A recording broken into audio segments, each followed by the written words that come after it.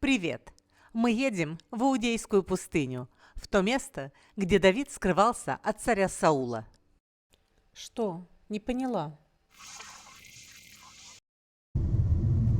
Осторожнее вези, не тряси.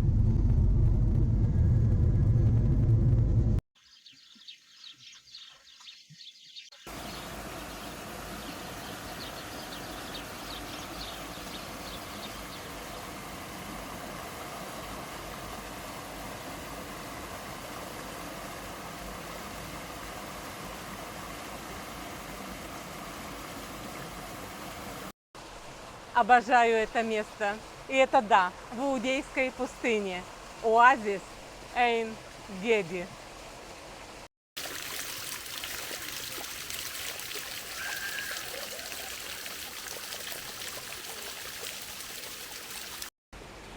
Но это не только место для прекрасного релакса. С этим местом связана библейская история о Давиде и царе Сауле. Во времена царей Саула и Давида в этих местах было больше диких коз, чем людей. И козы спускались сюда, к источнику, пить воду. И поэтому это место получило название Эйн-Геди – родник диких коз. Иудейская пустыня бедна водой. Эйн-Геди в этом отношении уникален. Это труднодоступное место и в то же время благодатное. Давид был молодым пастухом из Иерихона, который пас стадо овец своего отца, когда Бог послал пророка Самуила помазать его на царство.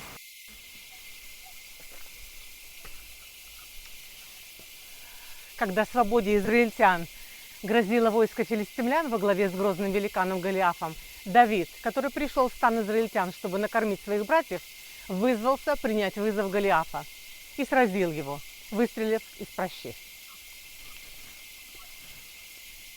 Камень попал Голиафу прямо в лоб и вырубил его, после чего Давид обезглавил Голиафа.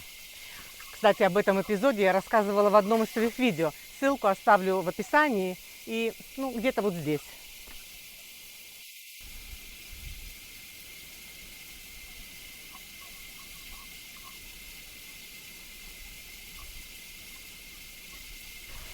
После победы над Голиафом год за годом Давид сражается с филистимлянами в войске Саула.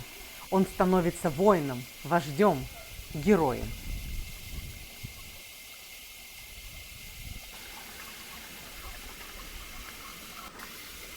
Народ говорил, что Саул убил тысячи врагов, а Давид – сотни тысяч.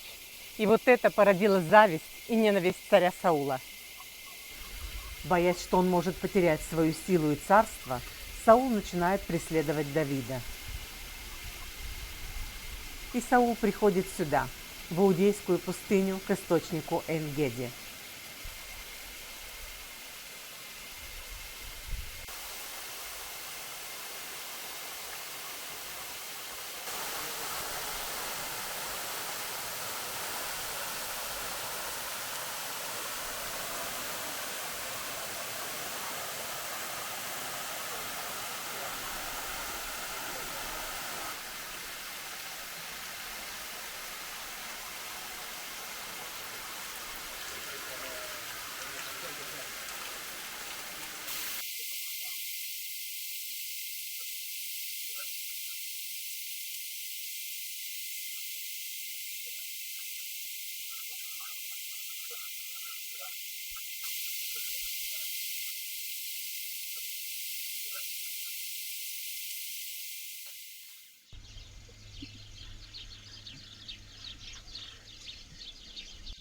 Наш путь лежит к пещере, в которой, как считается, Давид вместе с группой его соратников скрывался от царя Саула.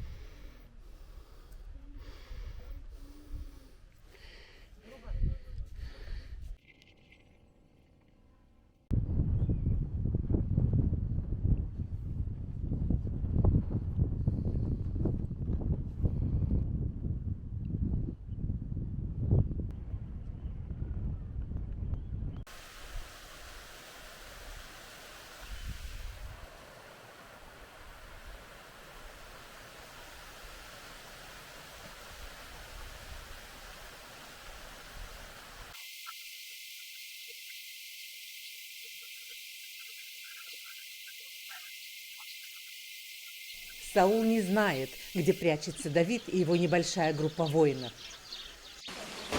И он приходит вот сюда, вот к этой самой пещере, туда, где затаились соратники Давида и сам Давид.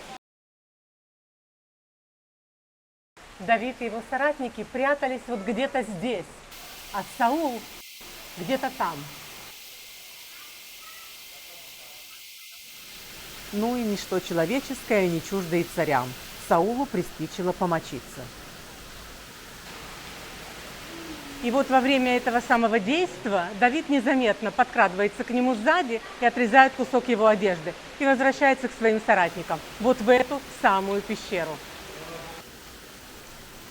Те были несказанно удивлены, почему Давид, имея такую возможность, не убил Саула.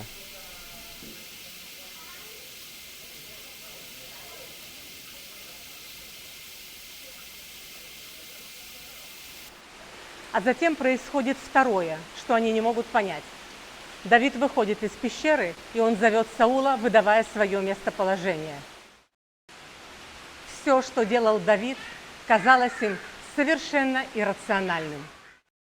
Давид взывал к Саулу не для злодеяния, а для заявления своей верности Саулу, называя его помазанником Божьим.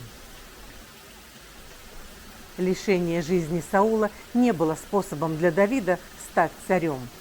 Вместо этого Давид полностью полагался на Бога, вверяя ему свою жизнь и будущее. И что ответил Давиду Саул? «Ты лучший человек, чем я, потому что ты отплатил мне добром за зло, и ты обязательно будешь царем, и Израильское царство будет процветать под твоим правлением».